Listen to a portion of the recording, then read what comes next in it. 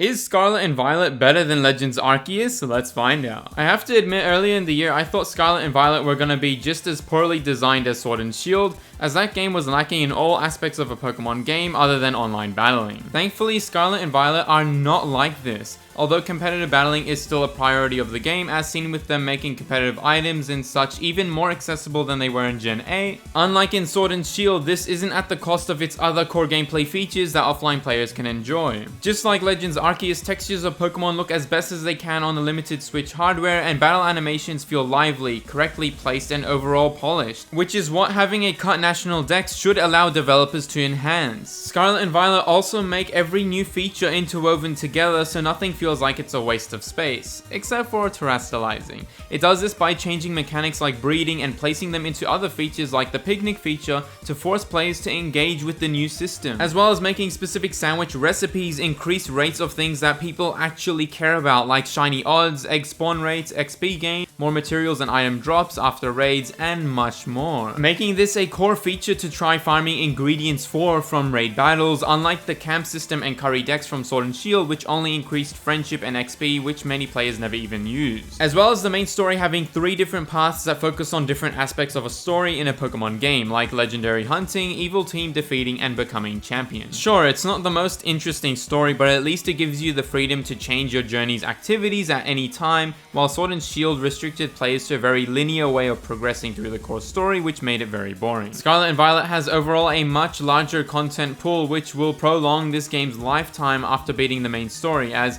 not only can you play with friends and do raid battles online for rare and competitively viable Pokemon, but you can shiny hunt like in Legends Arceus through mass outbreaks and increased odds with the sandwiches as mentioned earlier, as well as the game's gameplay being way more polished and faster than Sword and Shield. Basically, these games are what Sword and Shield should have been. But is it better than Legends Arceus? Well, Scarlet and Violet's region is livelier in the fact that it's not just forests, fields, and snowy mountains like in Legends Arceus. There are other smaller towns and areas across the map that make it much more intriguing to explore. However, Legends Arceus' concept being based in feudal times in a region with such a rich history is far more interesting than Paldea. Sinnoh's legendaries are all tied to specific places on the map, which make the story and unveiling the secrets in-map locations much more meaningful. As well as battles like the one in Spear Pillar, Volo's final battle, and the one against Arceus have much more weight than any of the main battles in Paldea, but that's to be expected as Sinnoh and its Pokemon have a legacy of now 16 years. Legends Arceus also takes on a more traditional RPG role with numerous side quests and a main story that all enhance your character's abilities in an offline setting.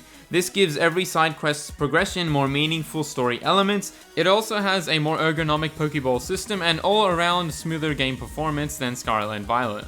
But the Pokemon have little value in other games, as well as the game having less ways to skip level grinding. But the game's online gameplay is basically non-existent. Scarlet and Violet basically mimic the gameplay of Legends Arceus, but it's more online focused. You can play with friends and farm for items to get shiny or more competitively viable Pokemon easier, but not at the expense of having polished battle animations or a decently sized main story like in the case of Sword and Shield. But being more online focused, there are more options to skip the level grinding, though the game has noticeable pop-ins and frame rate drops are way too frequent. So in many ways, Legends Arceus and Scarlet and Violet are very similar, but just focus on different core aspects, as well as having different Pokemon in the game, so it definitely comes down to preference. But because Sinnoh is my favorite region and I enjoy a more offline story-focused experience, Legends Arceus still comes out on top. But Scarlet and Violet are definitely one of the best non-remake new generation Pokemon games to have come out in recent times, as it's a more refined formula of Pokemon, but still has enough new features to keep players not bored throughout most of the playthrough. But does that mean Pokemon games have gotten worse over the years, or is it just nostalgia? You can find out in this video here.